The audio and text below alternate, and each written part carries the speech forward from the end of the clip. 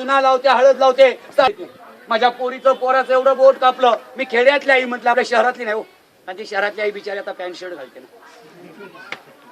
मग खेड्यातल्या आईचं बोट कापलं दाखवते. मग 350 वर्षांनी संभाजी डोळे काढले, जीभ कापली, अंगात चमडी काढली. 40 दिवस त्यांच्यावर अत्याचार केला. तो धर्मासाठी प्राण देणारा धर्मवीर संभाजी होता. आजपर्यंत ह्या हिंदुस्थानात दोघांनाच धर्मवीर पदवी मिळाले. सगळ्यात पहिले धर्मवीर होते संभाजी राजे, जे आपले दैवत आहेत.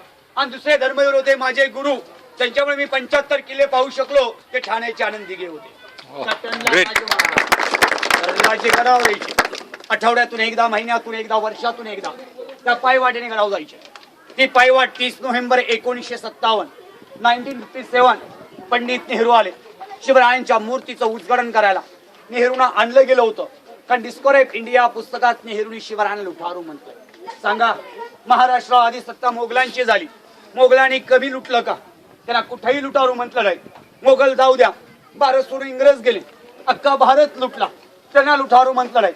एकदा नाही, दोनदा नाही, तीनदा नाही, 6 वेळा शिवरायांनी सुरतेवर छापा मारला. सुरतेत मुसलमान किंवा गुजरात्यांना लुटलं नाही. मुसलमान किंवा गुजरात्यांना लुटलं असतं, 12 वर्षापूर्वी नरेंद्र मोदींनी 2,51,00,000 रुपये शिवतीर्थ रायगडला दिले नसते. पैसे देण्यापेक्षा मोदींनी खूप चांगलं काम केलंय.